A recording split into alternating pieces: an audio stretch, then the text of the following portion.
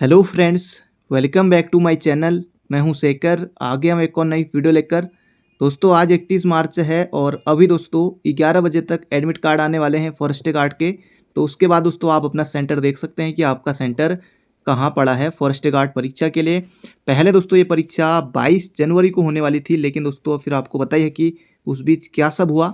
लेकिन दोस्तों अब 9 अप्रैल को होने वाली आप सभी को पता है और एडमिट कार्ड दोस्तों आने वाले हैं अभी 11 बजे तक।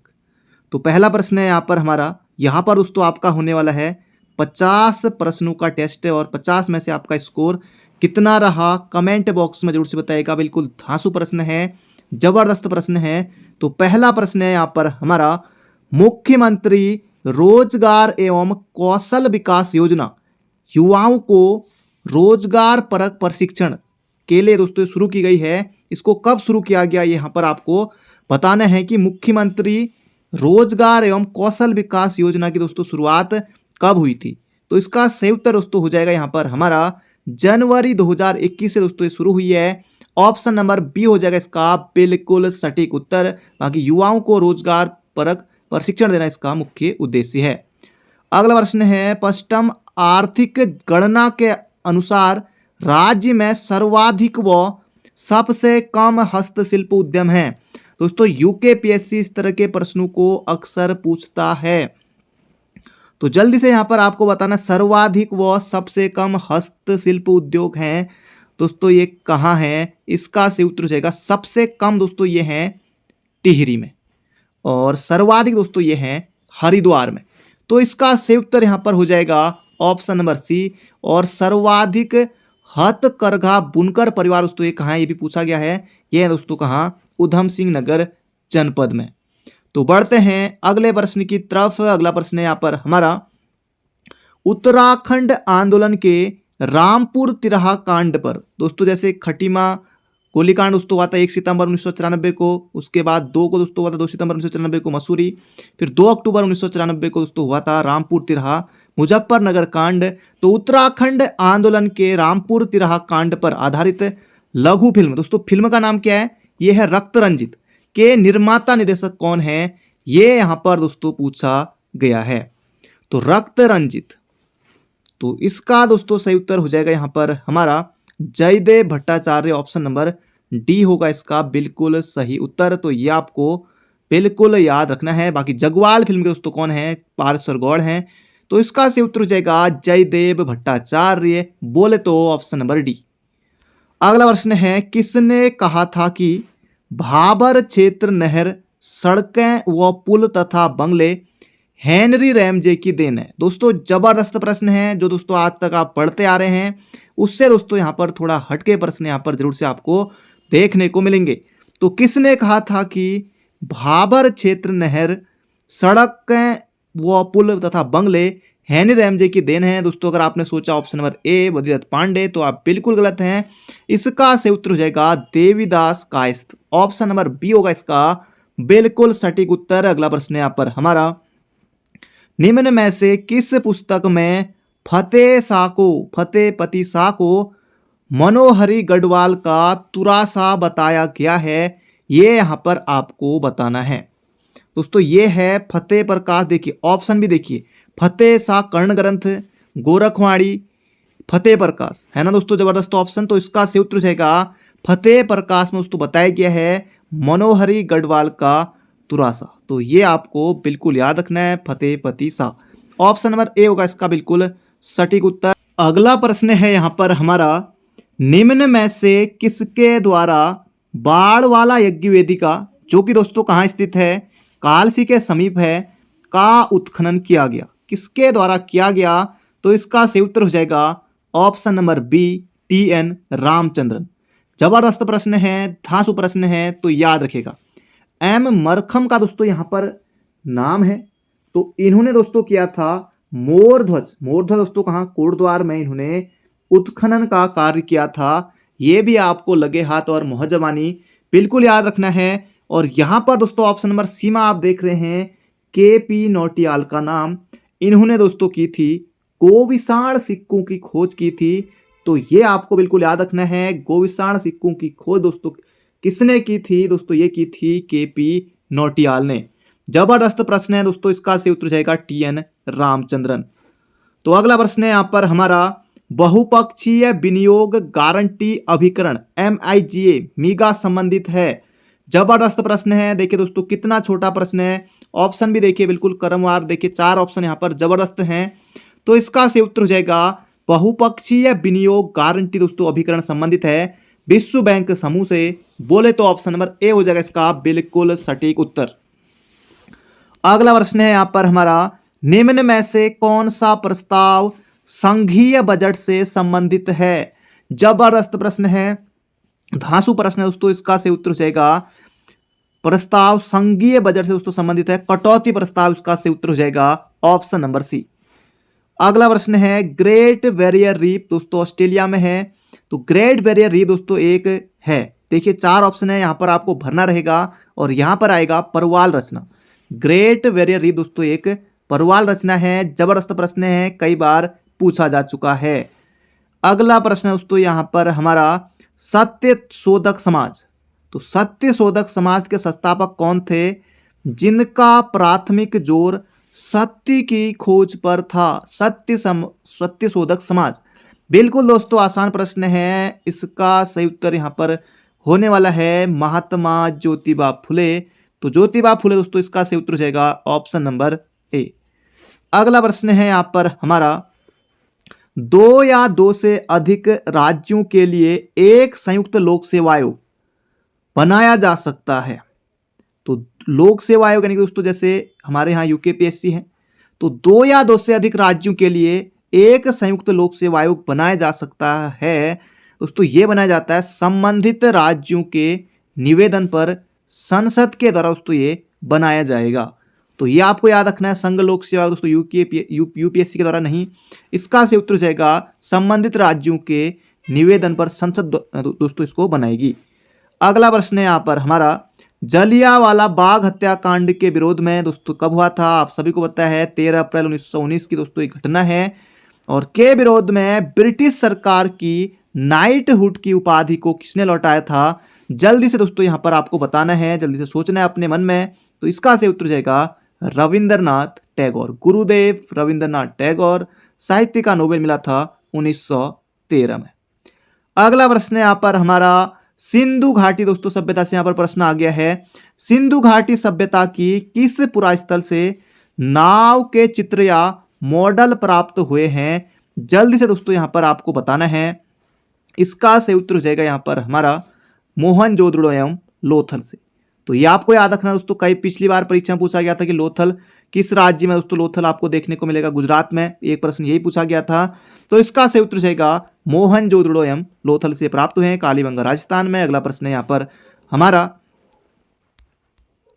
निम्नलिखित में से दोस्तों जबरदस्त प्रश्न है कंप्यूटर का, निम्नलिखित में से एक वर्ड डॉक्यूमेंट में मेल मर्ज के लिए कौन सा एक वैध डॉक्यूमेंट का प्रकार नहीं है। एनवेल्स, फॉर्म लेटर्स, मेलिंग लेबल्स या फिर लीफ नोट। दोस्तों पूछा गया प्रश्न है तभी दोस्तों मैंने यहां पर लिया है। इसका सही उत्तर जाएगा लीफ नोट, इसका सही उत्तर है ऑप्शन नंबर बी। धांसू प्रश्न है, याद रखिएगा एनवेल्स, फॉर्म लेटर्स और मेलिंग लेबल्स। अगला प्रश्न यहां पर हमारा दोस्तों नहीं है, तो leaf note option number B.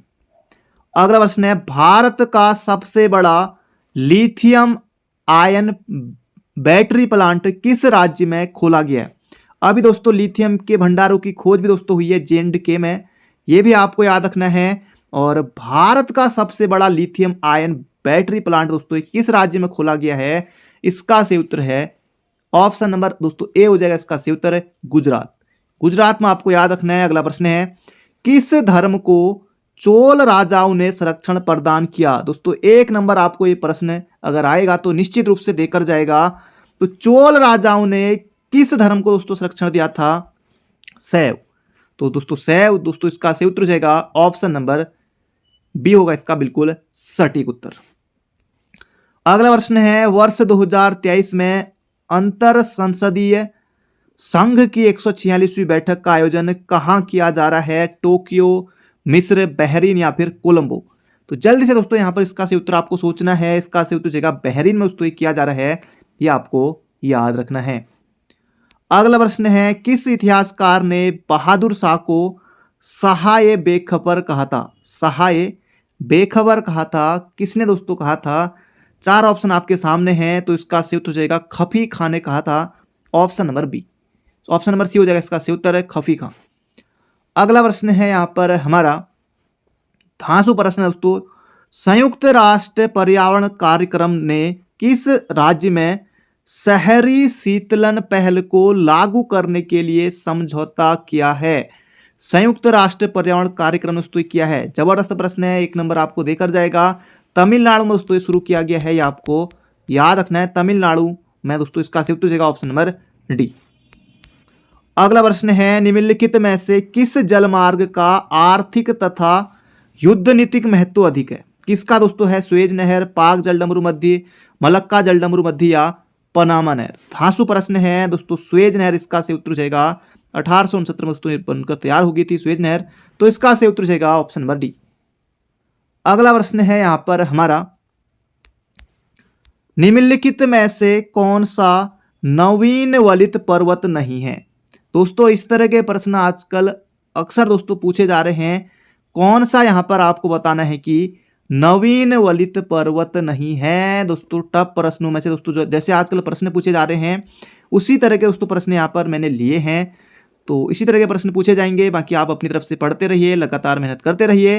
तो कौन सा नवीन वलित पर्वत नहीं है दोस्तों? यहाँ पर रॉकी तो है, आल्प्स बिल्कुल है, और यहाँ पर है हिमालय दोस्तों ये भी है। तो इसका सही उत्तर हो जाएगा ऑप्शन नंबर सी, सीरा नेवादा। ऑप्शन नंबर सी दोस्तों इसका बिल्कुल सही उत्तर है। अगला प्रश्न है, ज्वालामुखी विस्फोट किस पेटी में सर्वाधिक है? दोस्तों पूछा जा चुका है ये प्रश्न, बहुत ज्यादा महत्वपूर्ण प्रश्न है। तो परिप्रशांत महासागर दोस्तों, प्रशांत महासागर में, तो यह आपको याद रखना है। ज्वालामुखी विस्फोट बहुत ज्यादा महत्वपूर्ण है। अगला प्रश्न है, कांग्रेस सम्मेलनों को शिक्षित भारतीयों का वार्षिक राष्ट्रीय मेला किसने कहा? दोस्तों जबरदस्त प्रश्न है, बिल्कुल दोस्तों कठिन प्रश्न की श्रेणी में आप इसे रख सकते हैं। तो इसका सही उत्तर जाएगा लाला लाजपत राय। कांग्रेस सम्मेलनों को शिक्षित भारतीयों का वार्षिक राष्ट्रीय मेला दोस्तों किसने कहा था? लाला लाजपत राय ने कहा था, तो याद रखिएगा। अगला प्रश्न है, किस चंदेल राजा ने महमूद गजनबी का सामना किया था? विद्याधर, भीम द्वितीय या फिर कुमारपाल? तो इसका दोस्तों सही उत्तर हो जाएगा भीम द्वितीय ने किया था। याद रखना आपको मोहम्मद गजनबी का सामना। अगला प्रश्न है दोस्तों, ये जहां तक मुझे याद है वीडियो या किसी परीक्षा में दोस्तों पूछा गया है ये प्रश्न। 1949 में बनाई गई राष्ट्रीय आय समिति के दोस्तों अध्यक्ष कौन थे? पीसी महालनोबिस। दोस्तों इनके नाम पर जो थी दूसरी पंचवर्षीय योजना पीसी महालनोबिस मॉडल पर आधारित थी। पहली पंचवर्षीय योजना हेराल्ड डोमर मॉडल पर आधारित थी।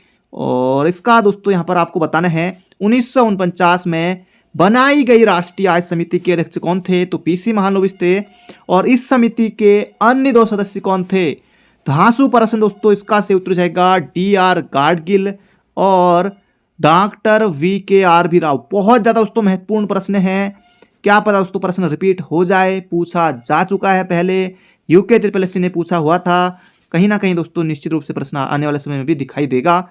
अगला प्रश्न है यहाँ पर हमारा, नागोया प्रोटोकॉल किससे संबंधित है? तो नागोया प्रोटोकॉल दोस्तों किससे संबंधित है? देखिए 4 क्या धांसू ऑप्शन है, एक से बढ़कर एक ऑप्शन है। ओजोन संरक्षण से है, जैव विविधता से है, पर्यावरण प्रदूषण से है या फिर अंतर्राष्ट्रीय वित्त से। तो जल्दी से दोस्तों इसका सही उत्तर आपको सोचना है। इसका सही उत्तर जाएगा जैव विविधता से संबंधित है। ऑप्शन नंबर ए हो जाएगा इसका सही उत्तर, नागोया प्रोटोकॉल। एक एग्जाम में दोस्तों पूछा गया था कि जैव विविधता अधिनियम दोस्तों कब का है? दोस्तों ये है 2002 का। तो ये भी आपको याद रखना है। जैव विविधता दिवस दोस्तों कब मनाया जाता है? 22 मई को मनाया जाता है। लगे हाथ और मुंह ज़बानी, इसे भी याद रखिए। अगला प्रश्न है यहाँ पर हमारा, जलियांवाला बाग हत्याकांड की जांच हेतु ब्रिटिश सरकार द्वारा बनाई गई हंटर कमेटी को किसने पन्ने दर पन्ने निर्लज सरकारी लीपापोती की संज्ञा दी? दोस्तों जबरदस्त एक कथन है। तो इसका दोस्तों सही उत्तर हो जाएगा, ऑप्शन देखिए बिल्कुल धांसू हैं। तो महात्मा गांधी ने दोस्तों ये कहा था। तो ये आपको याद रखना है, जलियांवाला बाग हत्याकांड की जांच हेतु ब्रिटिश सरकार द्वारा बनाई गई हंटर कमेटी को किसने पन्ने दर पन्ने निर्लज सरकारी लीपापोती महात्मा गांधी जी ने कहा था। अगला प्रश्न है, धांसू प्रश्न है, अनुसूचित जाति व अनुसूचित जनजाति अत्याचार निवारण अधिनियम 1989 में प्रवर्तित दोस्तों हुआ था। कब दोस्तों हुआ था, ये यहाँ पर आपको बताना है दोस्तों। ये कब से हुआ था लागू? 30 जनवरी 1990 हो जाएगा इसका सही उत्तर, ऑप्शन नंबर बी। अगला प्रश्न है, नियंत्रक एवं महालेखा परीक्षक। दोस्तों बात हो रही है यहाँ पर कैग की। नियंत्रक एवं महालेखा परीक्षक की छुट्टी मंजूर करने या नामंजूर करने की शक्ति निहित होगी किसमें दोस्तों होगी? प्रधानमंत्री, वित्त मंत्री, सर्वोच्च न्यायालय या फिर राष्ट्रपति? तो इसका सही उत्तर जाएगा भारत के राष्ट्रपति। ऑप्शन नंबर सी दोस्तों यहाँ पर हमारा बिल्कुल सही उत्तर है। यहां पर दोस्तों कंप्यूटर से प्रश्न आगे हैं, 2 प्रश्न यहां पर कंप्यूटर से हैं।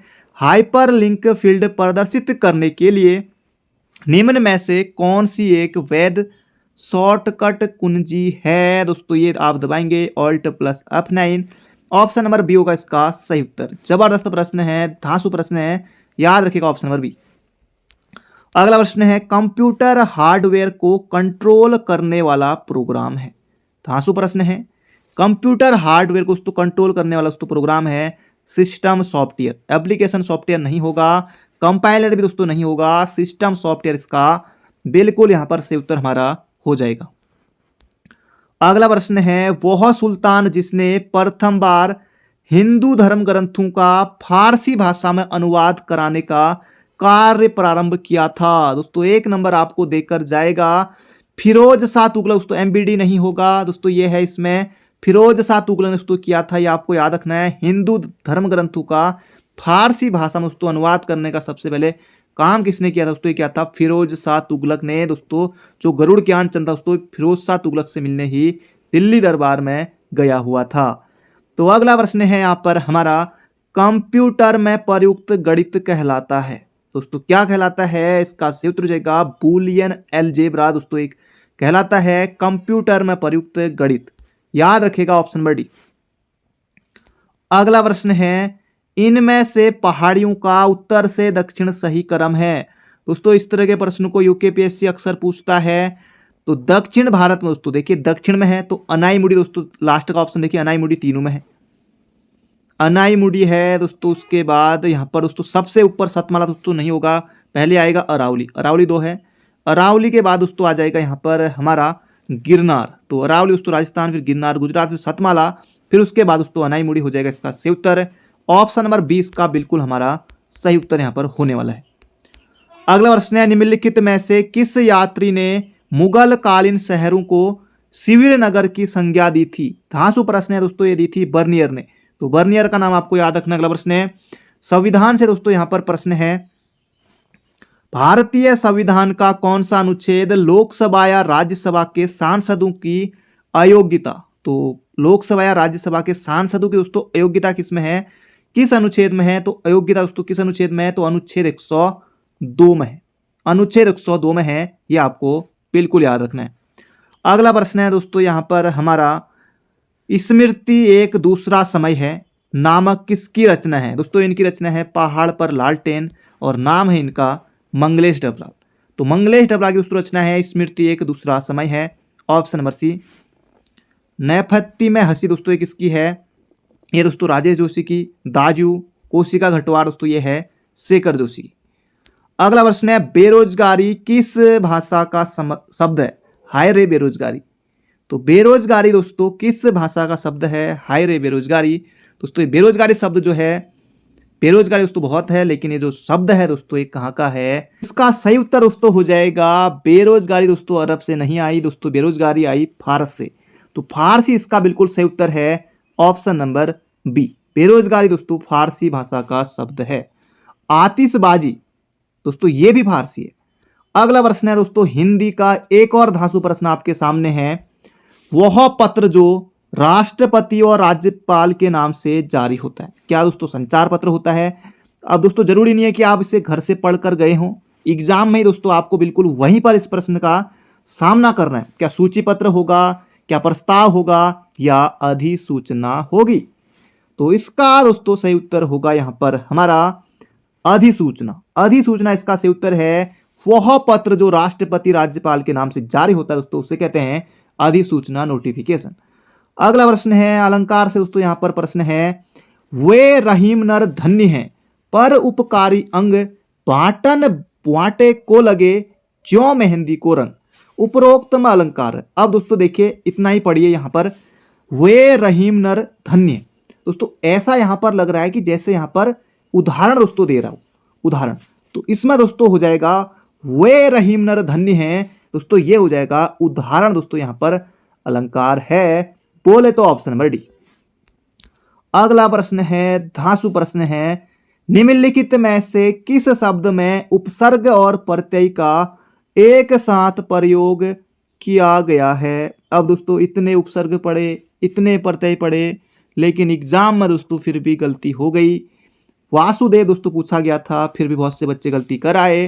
तो यहां पर दोस्तों उपसर्ग भी है और प्रत्यय भी है।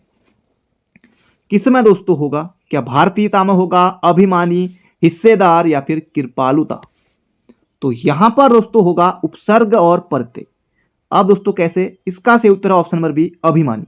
कैसे दोस्तों? अभी, इसको दोस्तों यहां पर तोड़ेंगे हम। अभी दोस्तों, अभी उपसर्ग हो जाएगा, मान दोस्तों मूल शब्द हो जाएगा, फिर यहां पर हो जाएगा ई दोस्तों, इसमें प्रत्यय भी है। तो ई दोस्तों प्रत्यय है, अभी दोस्तों इसमें उपसर्ग है, तो इस तरह से दोस्तों ये हो जाएगा अभिमानी। अगला प्रश्न है यहां पर हमारा पुरुषवाचक सर्वनाम से संबंधित है। पुरुषवाचक सर्वनाम, वह घर बहुत सुंदर है, कल कोई आया था। कोई दोस्तों पुरुषवाचक तो नहीं, कोई तो यहां पर दोस्तों अनिश्चयवाचक होगा। वे लोग कहां जा रहे थे? वह आवश्यक कार्य से देहरादून गया है दोस्तों, क्योंकि देहरादून में उसका यूके ट्रिपल एस में दोस्तों डी भी है, इसलिए वह आवश्यक कार्य से दोस्तों देहरादून गया है। क्या इसमें है? या फिर वह घर बहुत सुंदर है दोस्तों, किसमें है? पुरुषवाचक सर्वनाम से संबंधित वाक्य। तो दोस्तों इसका सही उत्तर हो जाएगा यहां पर हमारा वह घर बहुत सुंदर है। ऑप्शन नंबर ए होगा इसका बिल्कुल सही उत्तर। तो बढ़ते हैं अगले प्रश्न की तरफ। अगला प्रश्न है यहां पर हमारा, ईश्वर ने सुनने को 2 कान दिए। दोस्तों बिल्कुल सही बात है, ईश्वर ने जो है सुनने को 2 कान दिए हैं। इसमें सुनने को वाक्यांश में कारक बताइए। सुनने को कर्ता ने, कर्म को करण से, द्वारा, संप्रदान के को लिए। दोस्तों सुनने को हमको संप्रदान के को लिए, कर्म नहीं होगा, कर्ता ने नहीं, संप्रदान के को लिए। दोस्तों इसका सही उत्तर होगा ऑप्शन नंबर डी। तो बढ़ते हैं अगले प्रश्न की तरफ। अगला प्रश्न है, ध्वनि के अनुकरण के आधार पर जो शब्द निर्मित हो गए हैं और जिनकी व्युत्पत्ति जो है अज्ञात है, ऐसे शब्दों को कहा जाता है। अब देखिए दोस्तों, तत्सम जो है संस्कृति के समान होंगे, विदेशज दोस्तों जो होंगे विदेशी भाषा के शब्द होंगे, जाहिर सी बात है। जैसे हमने बेरोजगारी अभी देखा, फारसी का था ना बेरोजगारी। हिंदी दोस्तों कहाँ का है? ये भी फारसी का है। अब प्राकृत बचा ऑप्शन और देशज बचा। अब देखिए, ध्वनि के अनुकरण के आधार पर जो शब्द निर्मित हो गए हैं, जिनकी व्युत्पत्ति का दोस्तों पता नहीं चलता है, दोस्तों उन्हें कहते हैं देशज। देशज ऑप्शन नंबर बी। अगला प्रश्न है, राजेश जोशी द्वारा रचित कविता बच्चे काम पर जा रहे हैं समाज की किस समस्या को दर्शाती है? तो बच्चे काम पर जा रहे हैं दोस्तों, राजेश जोशी की एक कविता है। तो क्या दोस्तों दर्शाती है? अब देखिए, बच्चे काम पर जा रहे हैं, आपने दोस्तों इसे नहीं पढ़ा है। क्या ग्रीष्म को दर्शा रही है, श्रम को दर्शा रही है, महिला अत्याचार या फिर अपराध? तो अपराध दोस्तों नहीं करना है दोस्तों, ये जो श्रम को दर्शा रही है, क्योंकि बच्चे दोस्तों कहां जा रहे हैं? काम पर जा रहे हैं। Option number C. अगला प्रश्न है दोस्तों यहां पर हमारा, सर्दी में उससे काम नहीं किया जाता, वाक्य में कौन सा वाच्य है? भाववाच्य, कृतवाच्य या फिर कर्मवाच्य? दोस्तों इसका सही उत्तर हो जाएगा यहां पर हमारा, इसमें दोस्तों हो जाएगा कर्मवाच्य।